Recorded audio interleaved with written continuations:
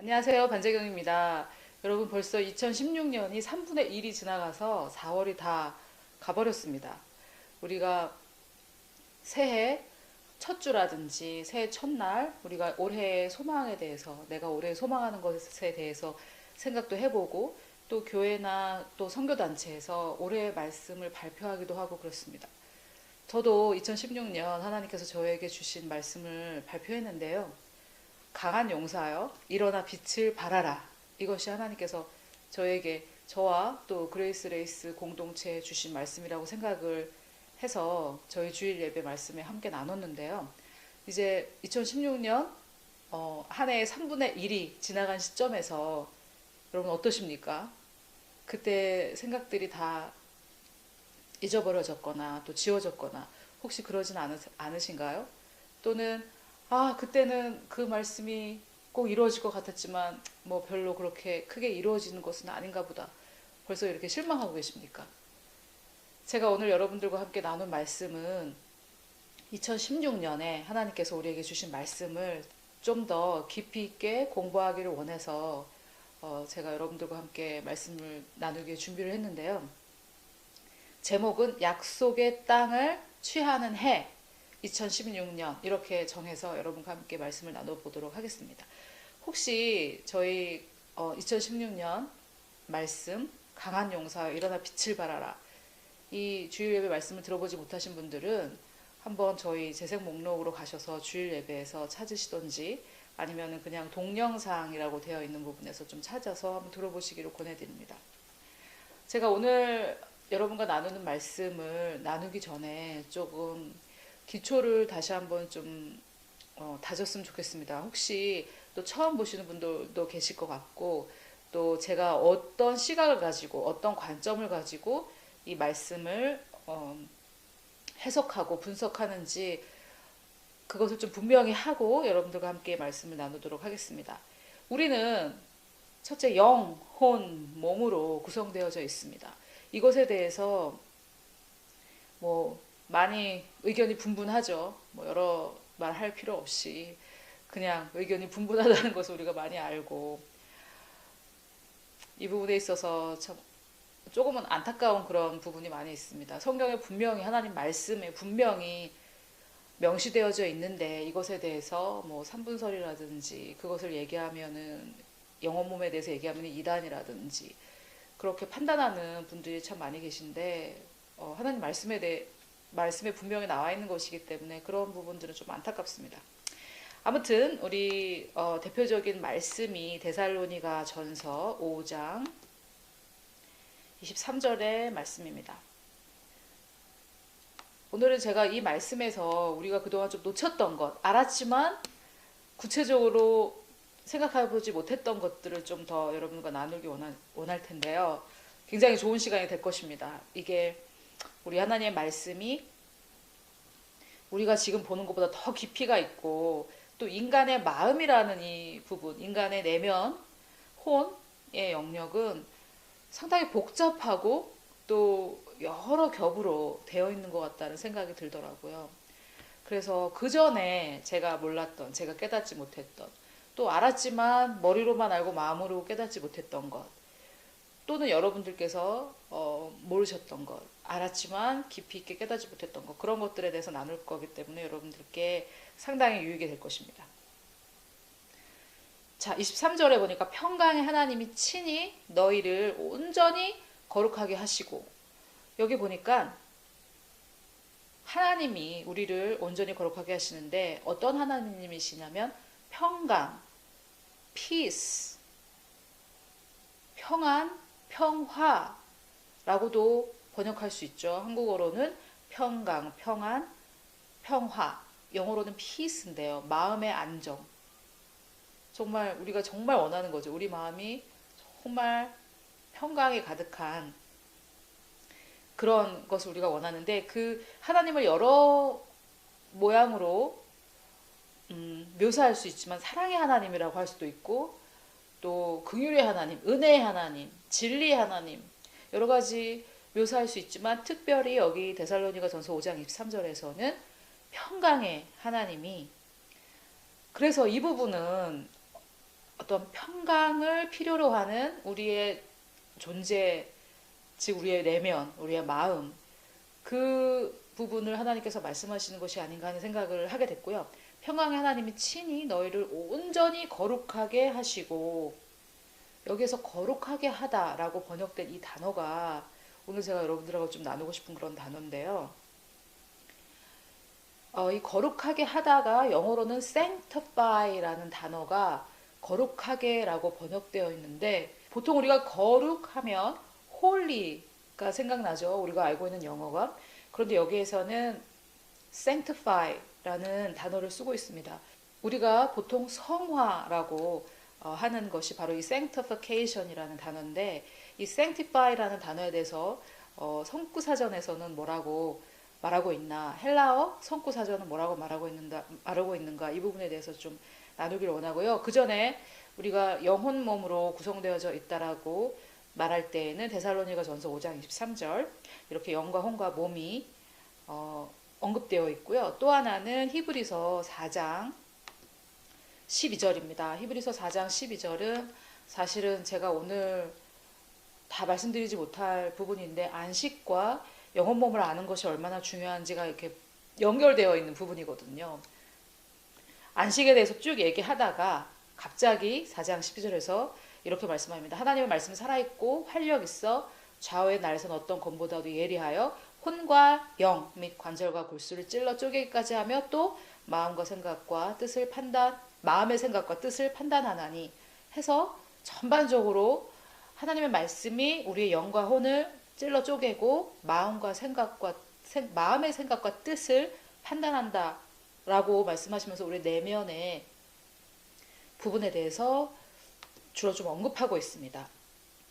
그래서 여기서 우리는 이 영혼 몸으로 구성되어져 있는 존재라는 것을 알 수 있는데, 우리 영에 이미 다 가졌고 이 영은 완전하고 또 우리는 새로운 피조물이며, 이런 등등 여러 성경의 하나님의 말씀에 우리의 영의 상태를 설명하고 있는 부분이 많이 있습니다.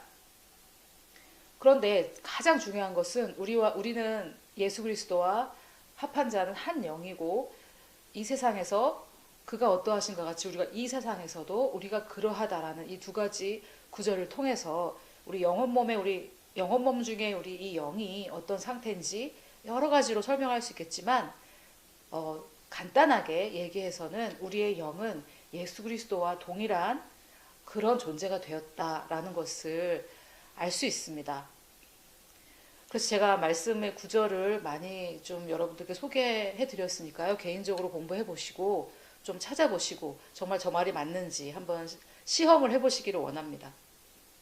그런데 이 영혼 몸 중에 영은 완벽하게 되어 있고 그것이 더 성장해야 된다든지 자라야 된다든지 하지 않지만, 중요한 것은 우리 혼은 우리가 구원받을 때 완전히 구원받지 못한 부분이라는 것을 알 수가 있습니다.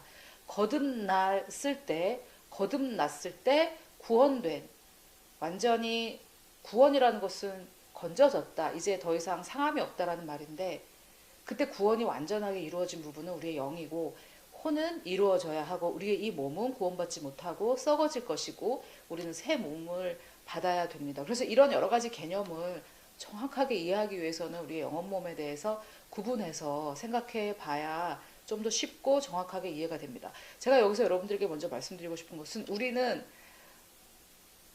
세 부분으로 구성된 하나의 존재입니다. 제가 지금 우리가 세 가지 사람이라고 말씀드리는 것이 아니고, 하나님께서 삼위이시지만 하나이시듯이 우리도 세 가지 부분으로 나눠져 있지만 우리는 하나의 사람입니다. 그래서 혼의 영역이 어떻게 구원을 받아가야 되는지, 떨며 구원을 이루라, 바울이 이렇게 명령하고 있기도 하고요. 여러 구절들이 많이 있습니다. 그런데 제가 오늘 여러분들과 나누고 싶은 구절은 로마서 12장 2절, 우리가 잘 알고 있는 생각을 새롭게 함으로, 마음이라고 번역됐지만 그 동일한 단어가 다른 구절에서는 생각이라고도 번역됐기 때문에 mind라고 영어로 번역된 그 부분, 마음이라고도 해도 되고 생각이라고도 해도 되겠습니다. 그래서 그 마음, 생각, 그 mind를 새롭게 함으로 변화를 받아라. 그런데 이 혼의 영역의 구원은 영의 영역의 구원과 조금 다른 부분이 있습니다. 영은 온전히 하나님의 은혜로 우리는 믿기만 하면, 그분이 이미 다 이루어 놓으신 그 은혜를 믿고 받아들이기만 하면 영은 완전히 거듭나게 되고 완전히 새로운 존재가 됩니다. 하지만 이 혼은 마음을 새롭게 함으로 그것은 우리의 일이고, 변화를 받아 이것은 성령의 일입니다. 그래서 이 혼의 영역은 성령님과 우리가 동력하는 그런 부분이고, 이것이 바로 우리의 자유의지가 역사하는 그런 부분입니다. 또 고린도후서 3장 18절에서는 우리가 주의 영광을 보고 봄에 영광에서 영광으로 화하는데, 변화하는데 성령으로 말미암는다고 말씀하고 계십니다. 그래서 우리가 주님의 영광, 즉 주님의 어떠하심, 주님의 말씀에서 말하는 나는 어떤 존재인가, 그것을 우리가 바라보는 것은 우리의 일이지만, 우리가 영광에서 영광으로 계속 변화되어져 가는 것은 주의 영으로 말미암는다 라고 해서 여기서도 성령과 우리의 동력임을 알 수 있습니다. 그래서 이 영은 제가 지금 짧게 간단하게 정리하고 있는데, 여러분들 영혼몸이라는 책을 좀 참고하셨으면 좋겠고, 영혼 몸에서 우리의 영은 이렇게 은혜로, 우리가 어떻게 우리가 심지도 않고 뭐 아무것도 우리가 한 게 없이 오직 하나님의 은혜로 받은 완벽한 존재의 영. 그리고 혼은 이제 그 뒤로 혼자 하는 것은 아닙니다. 이것에 대해서 다시 우리가 어떤 행위로 돌아갈 수 있는 위험이 있는데, 혼자 하는 것이 아니라 성령의 도움으로 우리가 자유의지를 원해서 이 혼의 영역을 새롭게 합니다. 그리고 우리 몸은 다만 우리 몸과 이 현실 세계는 이 혼의 반영일 뿐입니다. 영의 반응이면은 좋겠지만, 만약에 영의 반영이라면 우리는 동일한 그리스도의 영 성령을 가진 자들이기 때문에 우리의 몸과 주변 현실 세계는 동일해야겠죠. 모두의 현실 세계가. 하지만 그렇지 않잖아요. 그래서 여러분, 이건 내 탓이든 남 탓이든, 내 죄든 남의 죄든, 뭐 조상의 죄든 뭐 누구의 죄든 100%내 죄든, 그것은 지금 우리가 논할 문제가 아니고, 어쨌든 우리의 몸과 우리의 이 주변 현실 세계는 우리의 혼의 반영일 뿐입니다. 요한 3서 1장 2절을 보면, 사랑하는 자여 내 영혼이 잘됨 같이, 여기에서 이 영혼이라고 번역된 이 단어는 영혼 몸 중에 혼입니다. 내 혼이 잘됨 같이 내가 범사에 잘되고, 여기서 잘되고라고 번역된 이 단어는 prosper, 번영. 요즘에는 위험한 단어가 됐죠. 번영이 왜 도대체 위험한 단어인지 모르겠지만, 재정적인 번영이 한 50% 정도 차지합니다. 그 단어에. 그리고 나머지 50%는 우리의 내면의 번성이라든지 여러 영역의 번영, 형통, 하나님께서 여호수아에게 약속하셨던 그 형통을 말하고 있습니다. 그리고 강건하기를 내가 강구하느라, 강건은 이제 우리 몸의 건강을 말합니다. 그래서 이 구절은 뭐라고 말하고 있냐면, 내 영혼이 잘된 같이 네가 잘되고 또 건강하기를 원한다. 그래서 여기서 조건을 달았는데, 너의 혼이 잘된 같이, 여기서 같이라고 번역된 것은 그만큼이라는 말입니다. 그래서 범사에라고 번역된 이 단어가 사실은 그 무엇보다도 이렇게 번역될 수도 있거든요. 그래서 다른 한국어 번역본에도 그 무엇보다도 이렇게 번역됐는데, 그래서 그 무엇보다도 너의 혼이 잘 되는 만큼, 형통한 만큼 너의 재정의 상태와 또 건강이 형통하기를 원하노라. 그래서 이 구절에서 요한이 우리의 건강과 우리의 재정의 형통과 우리의 인간관계의 형통과 이런 것들을 우리의 혼의 상태에 제한시키고 있습니다. 이 요한이 제한시키고 있다는 게 아니라 제한되고 있다는 것을 얘기하고 있습니다. 그래서 제가 지금 말씀드린 것은 우리의 영혼, 몸 세 부분으로 구성되어졌는데, 우리의 영은 하나님께서 우리를 완전케 하셨고, 또 혼은 내가 성령님과 동력으로 우리가 성령과 함께 새롭게 하는 부분이며, 우리의 몸과 나의 현실 세계는 이 혼의 상태를 반영할 뿐이다. 여러분, 이거는 의학도 이렇게 말하고 있고요. 두뇌 과학도, 여러 가지 과학도, 뭐 스트레스 연구하는 사람들도 전부 다 이렇게 얘기하고 있습니다. 우리의 몸의 건강은 75%에서 98%까지 98%라고 얘기한 곳이 제가 지금 정확하게 기억이 안 나는데 하버드 아니면 스탠포드에서 그렇게 얘기를 했는데 저명한 곳에서 98%까지도 우리의 그 생각의 결과다 이렇게 얘기하고 있습니다. 그래서 이건 하나님 말씀이니까 진리지만 과학도 증명해 가고 있습니다. 그런데 이것은 제가 오늘 좀 기초를 깔고 싶은 부분이었고요. 이 영혼 몸에 대한 어떤 기초, 기본 지식을 가지고 오늘 여러분들이 저와 함께 이 말씀을 좀 같이 공부하셨으면 좋겠습니다. 제가 오늘 제목을 2016년 약속의 땅을 취하는 해라고 이렇게 말씀을 드렸는데 먼저 이 취한다 이 말은 람바노라는 말을 제가 취하다라고 이제 번역을 했는데 또는 구약에서는 취해라 possess라는 단어로 네가 가서 그 땅을 취해라 이렇게 얘기하고 있습니다. 그런데 이 possess라는 영어 단어와 람바노라는 이 헬라어는 막 세일 때 아주머니들이 그 가판대를 뒤지면서 내 거야 이렇게 이런 취하는 것이 아닙니다.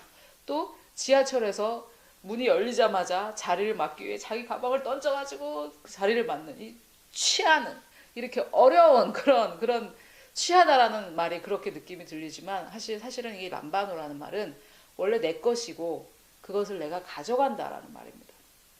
예를 들면 제가 세 사람을 저희 집에 초대하고 음료수를 세 잔을 여기다 놓고 자, 한 잔씩 가져가세요 라고 이렇게 제가 얘기했을 때 자기 것을 자기가 자기 건 줄 알고 가져가는 거 이것이 람바노입니다. 람바노는 힘들게 취하고 그런 것이 아닙니다. 그런데 하나님의 성품과 그분의 속성, 하나님의 성품 이런 것들이 억지로 우리에게 들이미시거나 싫다는데 억지로 먹이시거나 하지 않으시거든요. 그래서 제가 금방 예를 들었듯이 자 음료수 세 잔을 준비했습니다. 가져가서 드세요. 이렇게 제가 제안하는 것처럼 하나님도 우리에게 제안을 하십니다. 제안하시면서 자 내가 가나안 땅을 너에게 주었다. 이제 가서 취해라. 내가 그 땅에 일곱 족속들 다 내가 쫓아내겠다. 너희가 가서 취해라. 그러면 다 쫓아내겠다라고 하셨으면 가서 보면은 아무도 없어야 되는데 갔는데 아직도 그 원수들이 그 땅을 차지하고 있었던 거죠. 그래서 이 여호수아와 이스라엘 백성들이 해야 될 일은 가서 싸워서 취해야 되는 것입니다. 그런데 아간이 문제를 일으켜서 패배했던 아이성 전투를 제외하고는 이스라엘 백성들이 다 이겼습니다. 하나님께서 약속을 하셨기 때문에 내부의 문제가 아니었을 땐 하나님의 약속대로 다 그 땅을 취했습니다. 그런데 이스라엘 백성들이 게으르다든지 그 족속들을 다 쫓아내지 않았다든지 끝까지 싸우지 않았다든지 했던 것은 남아있었죠. 그래서 우리의 선택이 굉장히 많이 중요한 역할을 차지합니다. 이것은 아무리 강조해도 지나치지 않는 문제인데 이 우리의 선택이라고 얘기했을 때 많이들 거부하시고 어떤 모든 게 다 하나님의 뜻이다.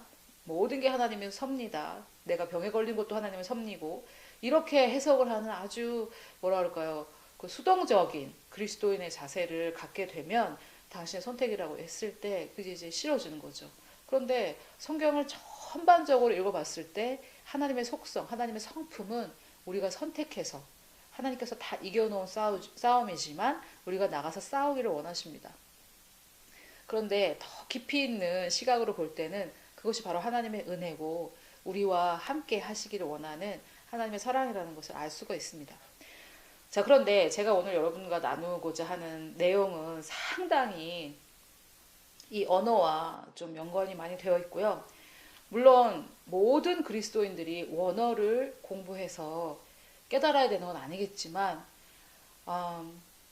우리가 자녀들에게 영어 공부를 그렇게 시키고 하는 그런 열심이라면 제 개인적인 생각으로는 그리스도인들이라면 여러 버전으로 공부를 해서 깊이 연구하는 깊이 공부하는 시간도 있어야 된다고 저는 개인적으로 생각을 합니다.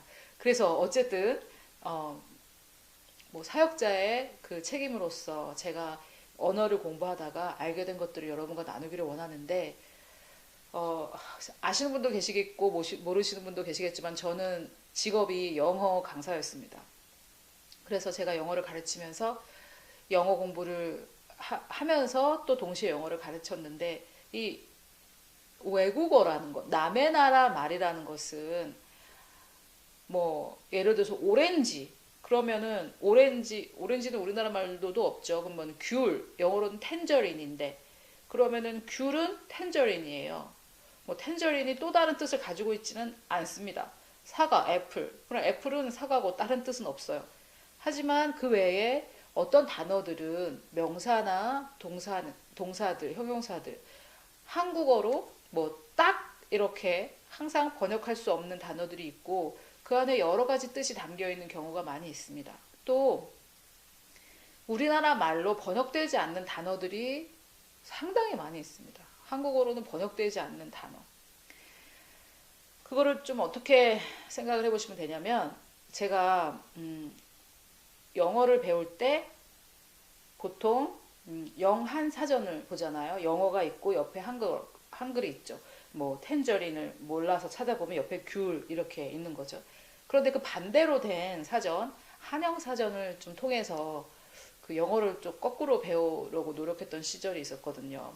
근데 그때 제가 우리가 보통 많이 말하는 좀 이런 말 많이 하잖아요. 좀만 줘 이런 말도 하고 좀 이렇게 해서 상대방을 자제시키는 이런 표현을 많이 쓰고 그래서 제가 좀이라는 단어를 찾아봤어요. 그랬더니 정말 벌레 좀이 있고 또 조금 그래서 벌레란 뜻도 있고 조금 a little이라고도 번역됐고 또 좀 이렇게 했을 때는 please 하지 말라고 이런 뜻으로 그래서 그런데 이 좀이라는 이 단어가 정확하게 영어로는 없고 여러 가지 단어로 이렇게 번역이 되잖아요. 좀, 좀벌레, 벌레. 두 번째는 a little, 조금.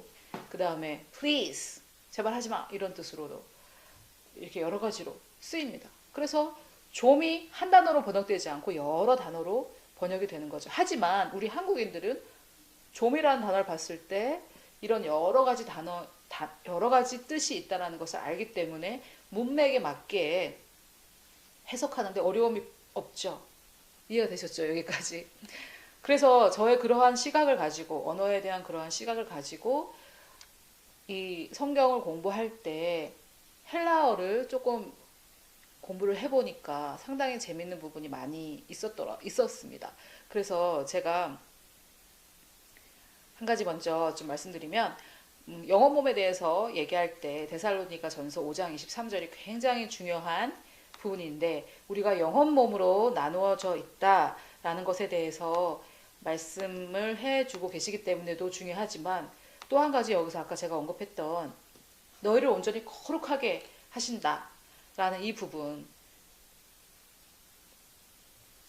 보시면 평강의 하나님이 친히 직접 우리를 거룩하게 온전히 거룩하게 해주시고 또 그렇게 하실 때 어떻게 하냐면 우리의 온 영혼 몸을 그리스도 예수께서 강림하신 날까지 흠없게 보존되기를 원하노라 하면서 축복의 말씀이죠.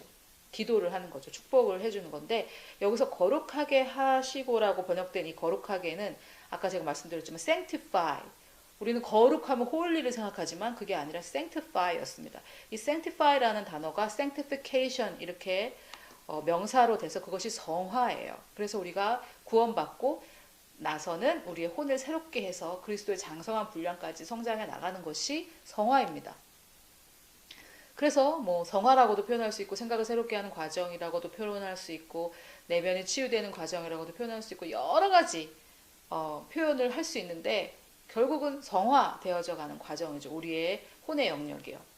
그런데 이 성화라는 이 단어가 금방 제가 말씀드렸다시피 우리의 내면이 성화되어져 간다라는 뜻이기 때문에 그 부분을 이렇게 찾아보니까 정의 중에 어떻게 정의를 하고 있냐면 영어로 renewing of the soul이라고 S-O-U-L renewing of the soul. 근데 우리가 생각을 새롭게 하라, 마음을 새롭게 하고 할 때는 renewing of your mind거든요. renewing of your mind.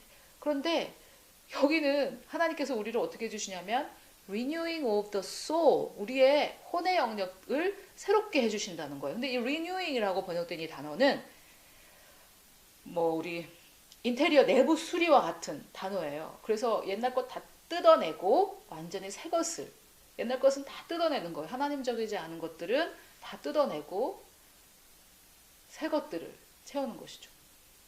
그래서 제가 이게 영혼 몸을 구분하는 가장 중요한 구절이었던 데살로니가 5장 23절에 벌써 우리의 혼을 새롭게 해야 된다라는 그 부분이 있었던 것입니다. 이거를 물론 지금 그리스어와 2000년 전 헬라어가 그리스어인데 100% 같지는 않겠죠. 시간이 2000년이 지났으니까. 하지만 그리스 사람들이 읽을 때는 그렇게, 헬라어를 할 줄 아는 사람들이 읽을 때는 그렇게 이 sanctify라는 단어가 온전케, 너희를 거룩하게 하시고라는 이 단어를 볼 때, 나의 혼을 renewing, 새롭게 해주신다는 말씀이구나, 이렇게 알 수가 있다는 겁니다. 정말 너무 재밌죠. 하나님 말씀은 계속해서 새로운 것들을 알게 되기 때문에 너무 좋은 것 같아요. 그래서 이 혼의 soul이라고 번역됐는데, 사실은 혼 이러면은 우리 한글로는 혼 좀 약간 홀령이 생각이 나고 한데, 이 soul이라는 영어로 soul이라는 이것은 이제 이 헬라어 사전을 보면 우리의 속사람, 우리의 내면 전부입니다. 그래서 성경에 영혼 몸이라고 하고 있기 때문에 혼이라는 단어를 쓰지만 이 혼의 영역은 우리의 내면입니다. 우리의 생각, 우리의 감정, 우리의 의지, 우리의 의식, 양심까지 다 우리의 혼의 영역입니다. 영이 아닌 것은 다 혼의 영역입니다. 우리가 거듭날 때 그리스도의 영 성령을 받았는데 거듭나기 전에도 가졌던 거라면 그것은 영이 아니겠죠. 그래서 양심을 영에다가 속하게 하시는 분들이 계신데 그거는 이제 옳지 않죠. 우리가 거듭나기 전에도 양심이라는 건 있으니까요. 그런데 이제 그 양심이 영에 속한다라고 주장하시는 분들은 이제 전에는 악한 양심이었다가 선한 양심을 바뀐다 이렇게 말씀하시는데, 그래도 전에 있었던 거기 때문에 그것은 영에 포함시킨다는 것은 정확하지는 않다고 저는 생각을 합니다. 그래서 이 영혼 몸이 이렇게 우리가 세 가지로 구성되어져 있고, 이 영은 하나님께서 완전히 은혜로 우리에게 주셨고, 이 혼의 영역은 계속해서 성화시켜 간다. 성화라는 단어 자체, sanctify라는 단어 자체가 renewing of the soul이라고 말씀을 드렸습니다. 너무 정말 하나님 말씀은 계속해서 참 당신의 말씀이 옳다라는 것을 계속 증명하고 있습니다.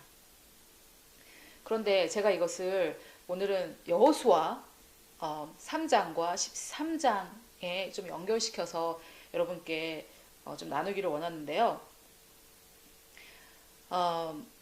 저희가 올해 받았던 말씀은 강한 용사요. 다니엘에게, 기드온에게 하나님께서 하셨던 강한 용사요. 일어나 빛을 발하라.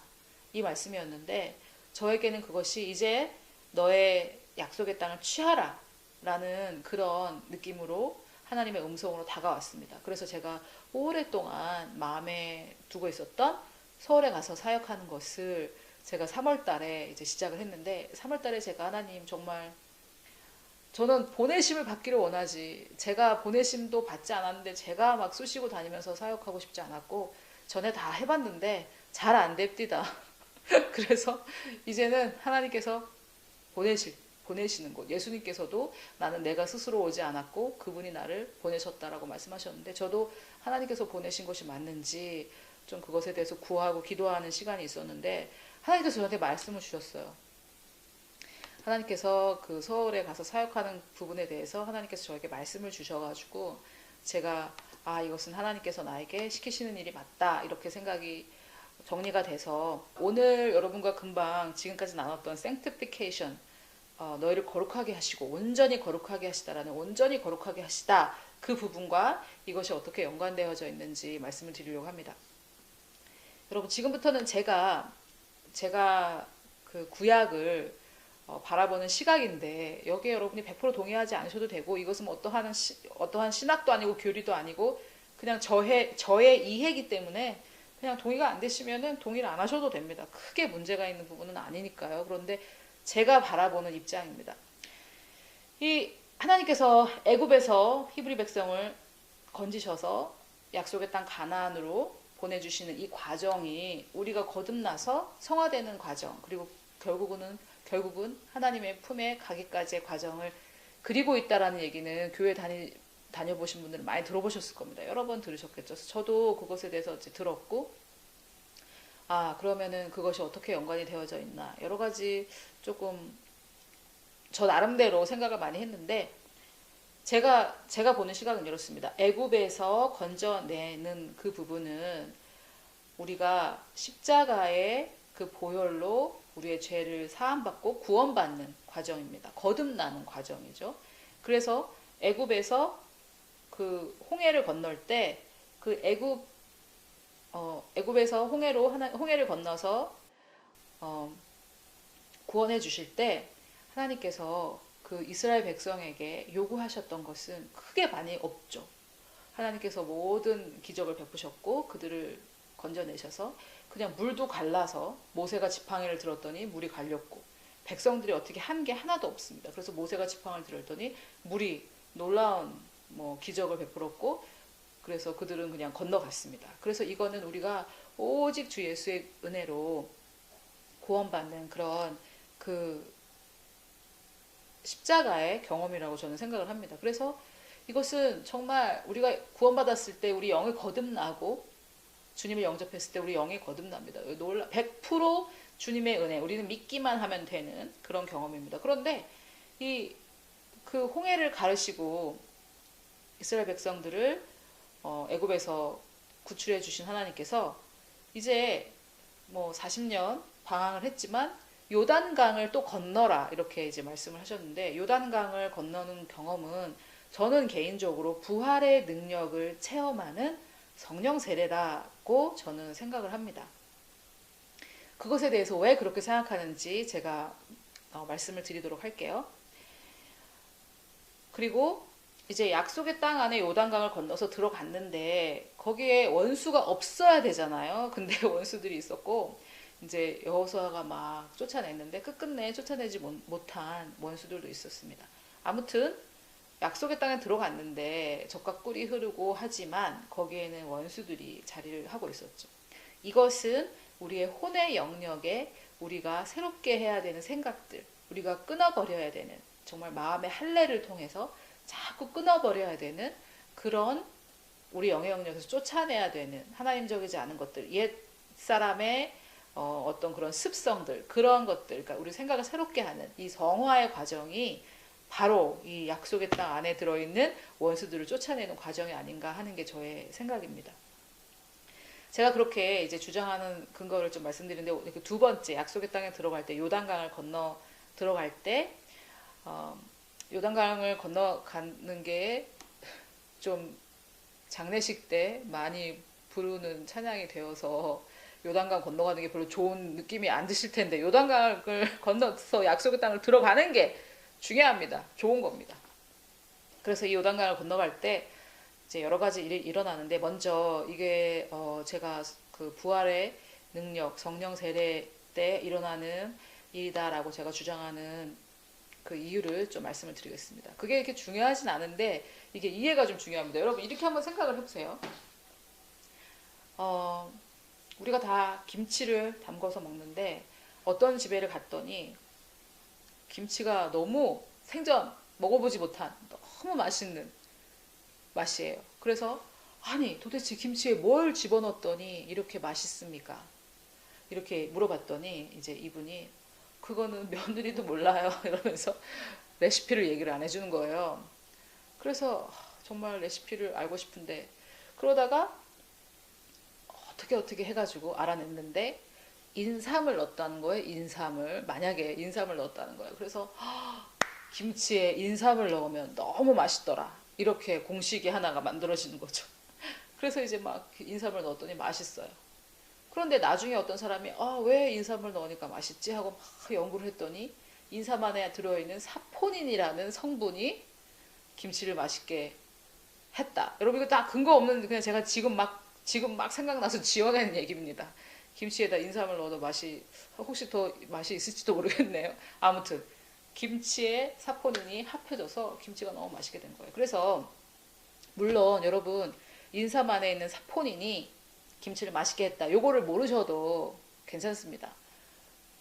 크게 문제는 없죠. 인삼만 넣으시면 되니까요. 그러면 맛있는 김치를 맛보실 수 있을 테니까요. 하지만 만약에 사포닌이라는 성분이 김치를 맛있게 했다라고 한다면 인삼이 없을 때에는 사포닌이 또 있는 뭐 도라지라든지 뭐 더덕이라든지 그런 것들을 대신 집어넣어서 사포닌만 있으면 되니까 응용을 할 수가 있겠죠. 그래서 제가 지금 여러분들께 이 원어는 원래 무슨 뜻이었냐라는 것을 말씀드리고 싶은데 이거를 몰라도 옛날에 우리 이런 것들을 몰랐던 권사님들 훌륭한 목사님들 많이 계시잖아요. 그래서 이것들 몰라도 말씀을 그대로만 믿으면 되는데 이거를 안다면 그 인삼의 사포닌이라는 성분이 김치를 맛있게 했다라는 것을 깨달아서 응용할 수 있듯이 우리에게 응용력이 생길 수가 있습니다. 그래서 큰 도움이 여러분들께 큰 도움이 되실 거니까 한번 들어보세요. 사도행전 1장 8절 너무 유명한 말씀이죠. 오직 성령이 너에게 임하시면 너희가 권능을 받고 예루살렘과 온 유대와 사마리아 땅끝까지 이르러 내 증인이 되리라. 그래서 4절에 보니까 또 사도와 함께 모이사 그들에게 분부하여 이르시되 예루살렘 떠나지 말라고 명령하셨고 그 이유는 내가 아버지께서 약속하신 것을 기다리라. 너는 몇 날이 못되어 성령으로 세례를 받을 것이다. 침례를 받을 것이다. 이렇게 예수님께서 말씀하시고 이 성령으로 세례를 받는 것이 굉장히 중요하다라고 이제 말씀하는데 일단 성령 세례에 대해서 많이 또 좀 거부하시는 분들이 계신데 성령 세례라는 이런 네 단어는 없지만 지금 금방 보셨듯이 성령으로 세례를 받는다. 그러니까 성령 세례죠. 여러분 물 세례라는 말도 성경에 없습니다. 하지만 물로 세례를 준다라고 하니까 우리가 물 세례라고 말했듯이 성령 세례는 분명히 있습니다. 그리고 사도행전 19장 2절에 보면 너희가 믿었을 때에 성령을 받았느냐라고 바울이 묻습니다. 그래서 제가 짧게 성령 세례에 대해서 지금 설명하고 있는 건데 믿었을 때 내주하시는 성령이 계신다. 거듭날 때 내주하시는 성령이 계신다 해서 성령 세례는 예수님을 영접할 때 일어나는 일이라고 하시지만 모든 예수님께서 돌아가시고 장사되고 부활 승천 성령 세례까지 성령 강림까지 모든 사건이 다 구속사회가 끝난 이후에 사도행전 19장 2절에 보면 바울이 너희가 믿었을 때 성령을 받았느냐. 믿었을 때에는 영어로는 since you believe예요. 그래서 너희가 믿고 나서 성령을 받았느냐 했더니 이들이 우리는 요한의 세례밖에 모른다고 이렇게 얘기를 해서 바울이 성령 세례를 주는 장면이 나옵니다. 그래서 성령 세례는 거듭남는 그때에 같이 받을 수도 있지만 거듭남과 성령 세례는 다른 사건입니다. 한날 한시에 받을 수는 있습니다. 그런 분들도 많이 있겠죠. 저는 개인적으로 한날 한시에 받지 않았고요. 또 많은 분들이 아마 그러실 거예요. 그런데 그것은 제가 이제 성령 세례에서 짧게 설명을 드렸고 참고 도서를 여러분들께서 좀 참고하시면 이 책을 참고하시면 좋겠습니다. 자, 그런데 여기서 너희가 권능을 받고라고 이렇게 되어 있습니다. 여기 보면 영어로는 이것이 파워라고 번역이 됐고 이게 여러분들 많이 아시는 단어 두나미스라는 단어입니다. 두나미스라는 이 단어가 나중에 다이나마이트가 돼가지고 펑 터지는 그런 힘, 어떤 그 물리적인 힘을 파워, 영어로는 좀 더 우리가 확 와닿아요. 파워가 힘, 권능으로 번역이 됐는데 이 두나미스라는 단어가 권능이라고도 번역됐다가 능력이라고도 번역됐다가 힘이라고도 번역됐다가 이렇게 해서 한국어로는 여러 단어로 번역됐습니다. 이게 좀 안타까운 점이에요. 두나미스는 항상 권능으로 번역이 됐던지 뭐 한 단어로 번역이 됐다면 우리가 이것은 같은 단어라고 유출할 수 있을 텐데 그렇지 않고 이게 좀 안타깝습니다. 하지만 어쨌든 우리 하나님께서 주신 교회 안에 교사들이 있고 저도 그 중에 하나라고 생각하는데 여러분들과 나눌 수 있으니까 우리가 배울 수 있으니까 그렇게 하면 될 것 같아요. 어쨌든 제가 설명하고자 하는 말은 무슨 말인지 아실 겁니다. 그래서 여기서 이제 두나미스라고 번역된 이 단어가 영어로는 파워, 우리나라 말로는 여기서는 권능, 다른 데서는 능력이라고 이렇게 번역되어 있는데 이 두나미스라는 이 단어가 아까 제가 말씀드렸다시피 좀이라는 단어를 봤을 때 한국인들이 이거는 무슨 뜻이다라는 그런 개념이 있듯이 좀 조금이란 뜻도 있고 제발 하지마 뭐 존벌레 이렇게 이런 여러 가지 뜻이 있다라는 걸 알 수 있듯이 헬라어 두나미스는 첫 번째는 미라클 워킹 파워예요. 기적을 행하는 능력. 그래서 우리가 생각하는 그 능력이 맞습니다. 기적을 행하는 능력. 두 번째는 영어로 excellence of soul이에요. 탁월한 혼. 정말 탁월한 내면 세계. 여기에서 하나님께서 우리에게 주신 것은 두려워하는 마음이 아니요.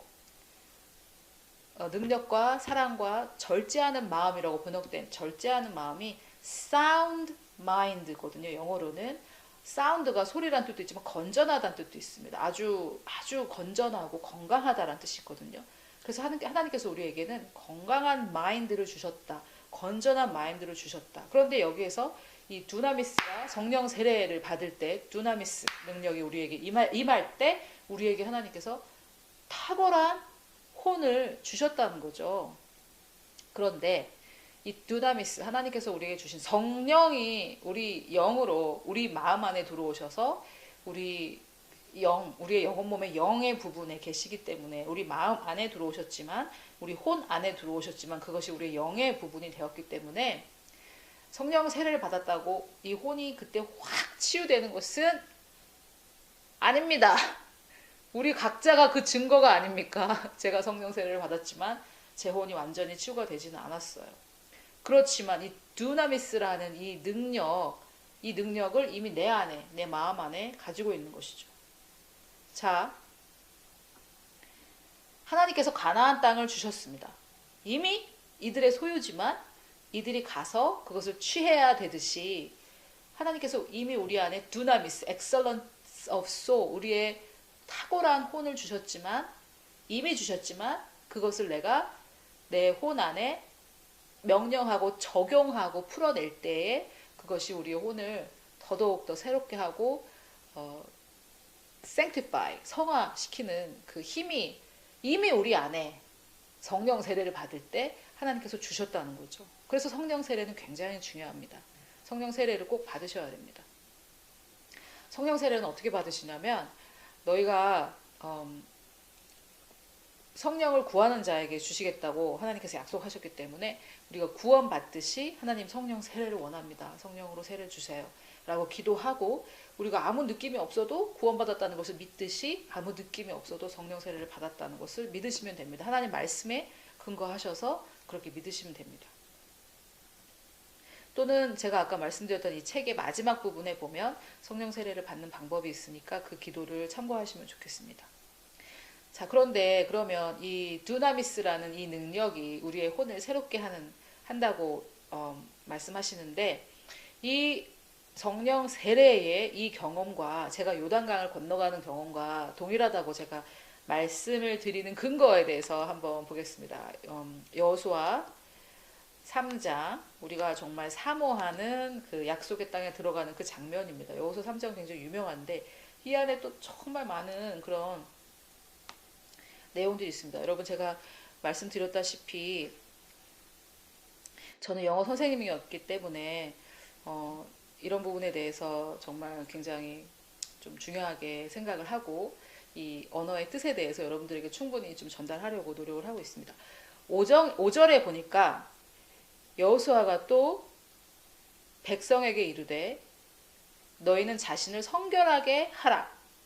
여호와께서 내일 너희 가운데서 기이한 일들을 행하시리라. 여기서요 정말 이제 그 역사적인 순간이 돼서 요단강 앞에서 지금 이제 들어가려고 하고 있는 그 순간에 여호수아가 뭐라 그러냐면 너희는 자신을 성결하게 해라. sanctify sanctify yourself. 자신을 성결하게 해라. 여호와께서 내일 너희 가운데에서 기이한 일은 여기서 wonders라고 번역되어 있는데 기적입니다. 아까 두나미스의 첫 번째 뜻이 미라클 워킹 파워라고 말씀드렸죠. 두나미스의 첫 번째 뜻은 기적을 행한다는 말씀입니다. 그런데 여기서 너희 가운데에 라고 말하는 이 가운데. 그런데 여러분 제가 어떻게 성경을 공부하냐면 너희 가운데에서 기이한 일들을 행하시리라 했는데 너희 가운데에서 행했다기보다는 그냥 요단강이 이제 아담이라는 성읍까지 쫙 밀려서 요단강이 열리게 됩니다.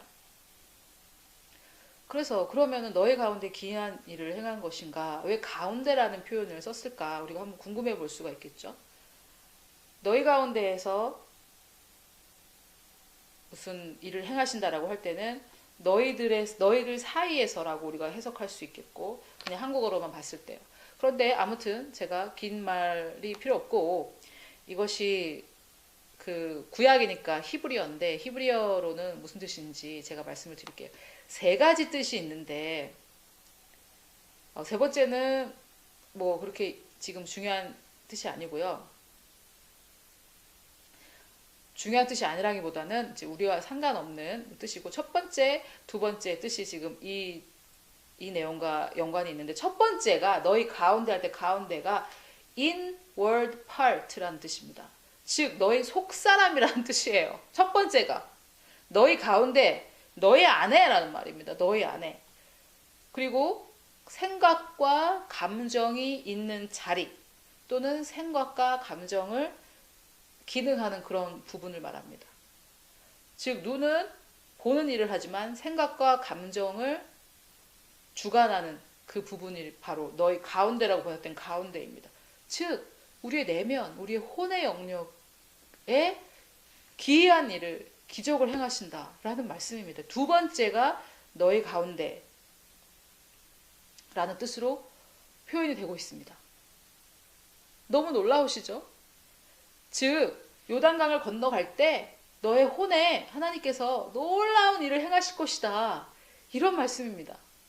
즉 우리가 성령 세례를 받을 때 두나미스를 받는데 그것이 미라클 워킹 파워 기적을 행하며 또 그게 어디에 기적을 행하냐면 우리의 혼을 탁월하게 만드는 기적을 행한다는 것입니다.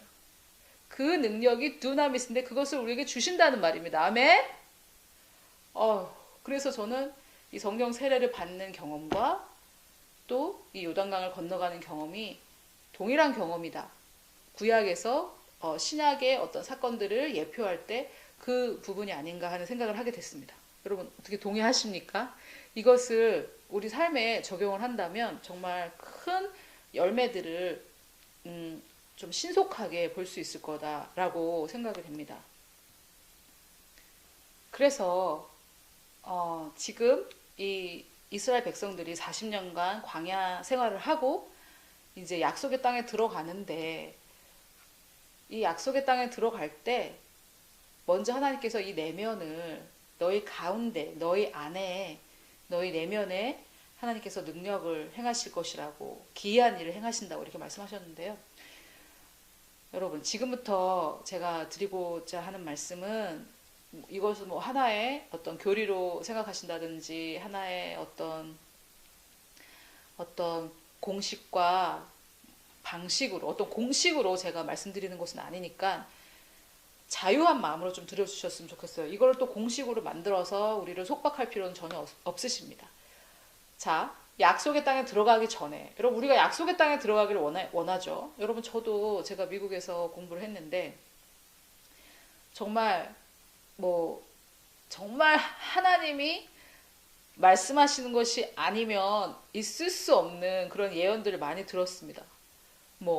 콜로라도에서 어떤 사람에게 예언을 들었는데 제가 텍사스에 놀러 갔는데 거기서 우연히 가게 된 집회에서 어떤 분이 저를 불러내서 예언을 하시는데 콜로라도에서 들었던 예언과 동일한 서로 모르는 사람인데 동일한 예언을 듣고 제가 또 다시 콜로라도로 돌아갔더니 거기에서 친구가 그냥 우리 반 친구가 하나님께서 너에게 이런 말씀 하시는 것 같다고 막 얘기하는데 동일한 이거를 제가 계속 거부하다가 거듭되는 이 예언 때문에 제가 이거는 하나님의 말씀일 수밖에 없구나라고 제가 생각해서 받아들인 예언들이 있습니다.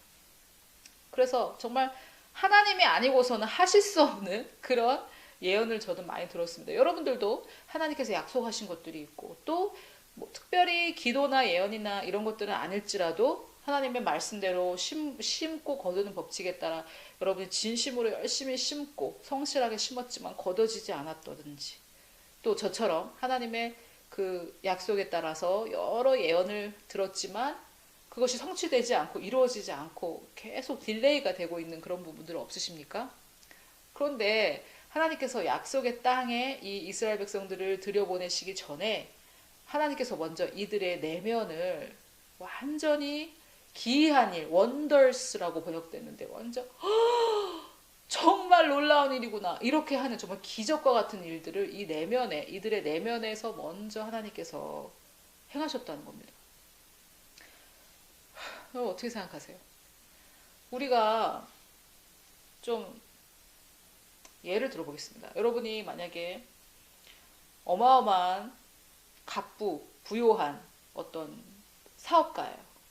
그런데 자녀가 3명이 있는데 동일하게 사랑하고 동일하게 유산을 상속해 주려고 벌써 써놨습니다. 유산 상속을. 이미 유산 상속이라는 것은 내 건데 아직 내가 받지 못했다라는 거죠. 상속자. 그런데 이 3아이가 있는데 하나에는 성격이 너무 문제가 너무 많고 2아이는 많이 다듬어진 아이들이라면 여러분 누구에게 먼저, 회사가 여러 개라면 누구에게 먼저 물려주시겠습니까? 이 성격이 아주 문제가 많은 아이에게 물려줘봐야 이 아이는 이것을 다 날려버리겠죠. 그래서 하나님께서 우리에게 약속하신 것들을 우리에게 주지 않으셨다라기보다는 제가 생각할 때는 하나님은 약속을 지키시기 때문에 주셨는데 우리가 날려버렸거나 뭐 사업을 했는데 내면이 건강하지 못해서 잘못된 선택을 계속 함으로 해서 자꾸 사업을 날려버리고 돈을 날려버린다든지. 그래서 하나님께서 우리에게 주시지 않은 것이 아니에요. 또 어떤 사역을 시작하고 싶은데 하나님께서 여러 좋은 사역지로 인도하셨지만 우리 내면의 준비가 안 돼서 다 날려버렸다든지. 또 여러분 제가 이렇게 설명한다고 해서 모든 경우에 다 내 잘못이다라고 또 죄책감 모드로 들어가시면 안 됩니다. 정말 상대방이 잘못해서 사업이 망할 수도 있고 또 내가 있어야 될 자리가 아니니까 하나님이 나를 보호하시기 위해서 나를 건져내실 수도 있고 그렇습니다. 그런데 저는 특별히 오늘은 우리의 내면의 문제들 때문에 내가 약속의 땅에 들어가지 못하고 있지는 않나라는 말씀이죠. 하나님께서는 우리에게 이미 주셨습니다. 그것을. 그런데 하나님 우리는 너무 사랑하시기 때문에, 이유는 하나님께서 우리를 너무 사랑하시기 때문에 아직 준비가 되지 않은 아이에게 대기업을 맡기면 이 아이에게 얼마나 이게 스트레스가 됩니까? 그래서 하나님께서는 우리에게 우리가 감당할 수 있는 만큼만 맡겨주신다. 이게 첫 번째 원칙이 될 수 있겠고요. 또는 저는 2번째라고 생각하는데요. 또는 하나님은 이미 우리에게 주셨지만 우리가 그릇이 새는 만큼 다 새고 남는 것이 이것이 아닌가. 여러분 저는 이제 사역자니까 사역자 입장에서 생각해 볼 때 제가 이번에 서울에서 이제 서울 토요스쿨을 시작했는데 제가 생각했던 것은 저도 좀 친밀한 제자 양육을 하기 위해서 저는 20명을 생각을 하고 있었습니다. 20명만 오시면 좋겠다 해가지고 그 사이즈에 맞는 강의실을 대관을 해놓고 했는데 40명이 넘으셨어요. 그래서 이번에는 제가 생각했던 것보다 제가 저를 생각했던 것보다 제가 더 많이 성장해 있었던 것 같아요. 이번에는 그렇습니다. 대부분은 아니었고요. 이번에는 나는 이번에는 20명 정도 감당할 수 있을 거야. 그냥 제가 강의보다는 이렇게 한 사람 한 사람 만나면서 제자 양육식의 스쿨을 한다고 말씀드렸기 때문에 이번에는 20명만 오시면 딱 감당할 수 있겠다라고 저를 그렇게 생각했는데 40명이 오셨어요. 왜 40명이 오셨을까요? 제가 감당할 수 있는 사이즈입니다. 그런데 여러분 왜 400명이 오지 않았을까요? 400명이 오셨으면 저는 감당 못합니다. 제가 알아요. 그러면 하나님께서 사역자인 저에게 제가 가진 메시지로 더 많은 사람들을 섬기는 것이 하나님의 뜻입니다. 물론 특별한 경우에 하나님께서 정말 그 시골에 가서 너는 10명 저 사람들을 잘 섬겨라. 그 중에 빌리 그리암 같은 사람이 나올 것이다. 이럴 수도 있습니다만 하나님은 주님의 메시지가 정말 물이 바다 덮음같이 되기를 원하시기 때문에 우리에게 주신 귀한 메시지를 많은 사람과 나누기를 원하십니다. 그런데 이 우리에게 주신 이 약속들, 하나님께서 이미 우리에게 허락하신 이 예언들이 성취되고 있지 않는 것은 우리가 준비가 되지 않아서 하나님께서 주지 않으신다라고 말을 할 수도 있겠지만, 저는 그렇다기보다는 하나님은 이미 우리에게 주셨는데 우리가 그것을 지금 감당하고 있지 못한다는 거죠. 그래서 중요한 것은 이 내면의 이 상처들을 상처라고도 표현할 수 있겠지만, 잘못된 생각들, 잘못된 교리를 믿는 마음들, 여러 가지 하나님적이지 않은 모든 것들을 우리가 빨리라고 제가 표현해서 죄송한데 열심히도 좀 그런가요? 어쨌든 제거해내고, 아까 제가 리뉴잉이라는 말에 다 뜯어내고 새 것으로 내부 수리를 하는 것이라고 말씀드렸잖아요. 그래서 이 데살로니가전서 5장 23절에 하나님께서 먼저 말씀해 놓으신 것처럼 sanctify, 우리의 이 혼의 영역을 새롭게 하는 그 일을 이 약속의 땅 들어가기 전에 하나님께서 이미 하셨다는 거죠. 그런데 그 부분을 저는 어떻게 보냐면, 그 내면을 새롭게 완전히 기계적으로 다 그냥 요단강을 지나가는 순간 너무 나는 사랑이 많아졌어 이렇게 갑자기 그냥 이러면서 뿅 하고 사람이 변했다고는 생각하지 않고요. 왜냐하면 이들이 들어가가지고 했던 행태들을 보면 우리가 알 수 있습니다.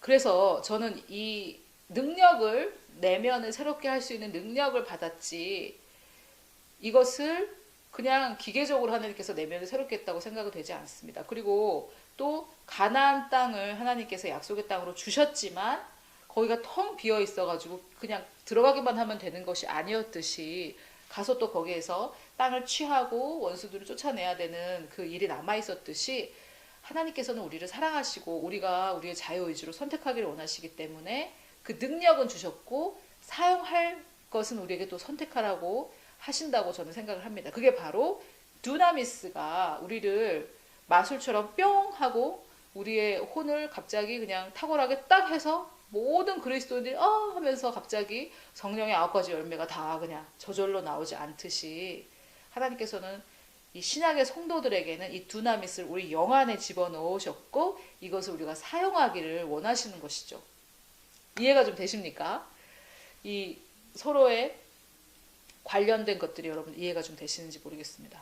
그래서 제가 하는 얘기는 항상 이 영혼 몸에 대한 얘기고 우리의 혼을 어떻게 새롭게 하는지에 대한 얘기인데, 이 혼의 우리 문제를 해결하기 위해서는 이 두나미스가 필요한데, 두나미스 파워가 필요한데, 이것은 우리가 성령 세례를 받을 때 하나님께서 우리 영 안에 이미 넣으셨다는 거죠. 놀라운 능력입니다. 이 두나미스라는 것은 굉장히 놀라운 능력입니다. 여러분, 예수님께서 다니면서 착한 일을 하시고 모든 병든 자를 고치실 때 예수님께 성령과 능력이 함께 하셔서 예수님께서 그런 일을 하실 수 있었다라고 할 때 그 능력이 바로 두나미스입니다.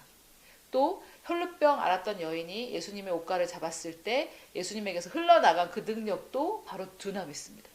그래서 예수님께는 이미 있으셨던 그 능력, 두나미스, 그것을 너희는 성령이 내리실 때까지 예루살렘에 떠나지 말고 기다려라라고 주님이 말씀하셨던 것은, 그 두나미스가 있어야만 우리가 능력도 행하지만 우리의 혼이 정말 탁월해져서, 요한 3서 1장 2절에서 말했듯이 우리의 혼이 잘 되는 것 같이 형통하고 번영되는 것처럼 그만큼 우리의 이 현실 세계가 그렇게 되기 때문에 이 두나미스 능력을 꼭 받는 성령 세례를 받아야 되는 것입니다. 여러분, 만약에 여러분께서 방언을 하신다면 성령 세례를 받았다는 증거입니다.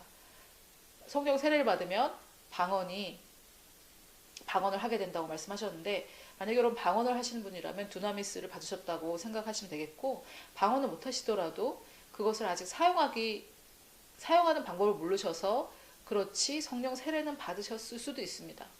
그래서 만약에 아니시면 제가 아까 말씀드렸던 그 내용을 가지고 성령 세례를 받는 기도를 하시면 좋겠고요. 아니면 여러분, 지금 제가 관계되는 구절, 성경 구절은 여기에 올려놓을 테니까 함께 저랑 같이 기도를 하셨으면 좋겠습니다.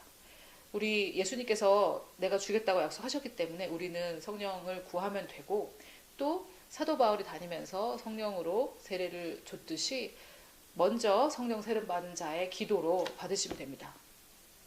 원하시고 준비되신 분들은 함께 기도하겠습니다. 먼저 제가 기도하고 여러분 저를 따라서 하시면 좋겠습니다. 아버지 하나님 감사합니다. 주님, 지금 이 영상을 통해 주님을 사모하고 성령 세례를 사모하고 주님의 말씀을 신뢰하고 주께서 말씀하신 대로 성령을 선물로 받기를 원하는 이 모든 주의 귀한 자녀들, 주님 안에 귀한 저의 형제 자매들을 예수님의 이름으로 축복합니다. 하나님 아버지, 정말 성령으로 세례를 주실 때 우리가 권능을 받는데 그 권능을 두나미스 파워를 받아 우리의 혼이 새롭게 되어지기를 원합니다. 아버지, 이 시간을 제가 인도할 수 있게 해주셔서 감사를 드리며 예수님의 이름으로 기도드렸습니다. 여러분 따라하세요. 아버지 하나님 감사합니다. 구하는 자에게 주시겠다고 약속하신 성령님을 구합니다. 저의 온 존재를 성령으로 채워주시고 성령으로 세례를 주셔서 성령의 능력으로 가득하게 하시고 주님께서 말씀하신 그 주의 일을 행할 수 있는 주의 귀한 용사로 삼아주시옵소서. 감사를 드리며 예수님의 이름으로 기도드렸습니다. 아멘.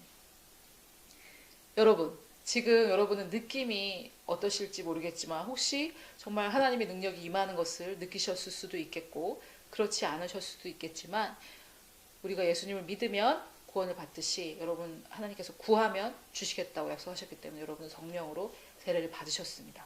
이제 나중에 기도하실 때 한국말로 하기를 잠시 포기하시고 말을 하다 보시면 내가 알지 못하는 새 언어가 나오게 됩니다. 그러면 이것은 모든 좋은 은사는 다 위로부터 났다고 했기 때문에 마귀가 줬느니 뭐 어쩌니 나는 이해를 못하느니 그런 생각을 접어두시고 계속 방언을 하시면 좋겠고, 제가 아까 계속 소개했던 새로운 당신과 성령님 그 부분을 읽으셔서 성령의 능력에 대해서 좀 더 깊이 있게 아시면 좋겠습니다. 자, 그래서 제가 조금 정리를 하면 우리는 영혼 몸이라는 부분으로 구성되어져 있는데 이 부분으로 구성되어져 있다라고 우리에게 말씀해 주시고 있는 데살로니가전서 5장 23절에 이미 성화란 우리의 혼을 리뉴잉 새롭게 하는 과정이라는 그 말씀이 그 안에 헬라어의 뜻 가운데 들어 있었습니다. 그래서 우리는 우리의 혼을 새롭게 하는 일 가운데 있는데 이것은 내가 혼자 하는 것이 아니라 내가 생각을 새롭게 해서 성령님의 동력으로 우리는 계속해서 영광에서 영광으로 변화되어져 갑니다. 그리고 우리의 이 현실 세계는 그것이 드러난 것이기 때문에 그것을 여러분 정죄로 받아들이지 마시고요. 아, 그러면 내가 나의 혼만, 나의 내면만 새롭게 하면 되겠구나. 그것을 아시면 되겠습니다. 그런데 너무나 놀라운 것은 그 새롭게 하는 능력, 두나미스를 우리는 이미 가졌다는 거죠. 두나미스를 이미 가졌습니다. 그래서 여호수아 3장에 요단강을 건너는 그 장면에서 너희 가운데에서 능력을 행한다. 내가 능력을 행하겠다. 기이한 일을 행하겠다라고 약속하셨는데 그 기이한 일이 바로 우리 가운데 우리의 이 내 속사람에서 행하신다라고 번역을 해도 된다고 말씀을 드렸습니다. 자, 그런데 한 가지 더 제가 좀 발견한 것을 여러분과 나누고 싶습니다.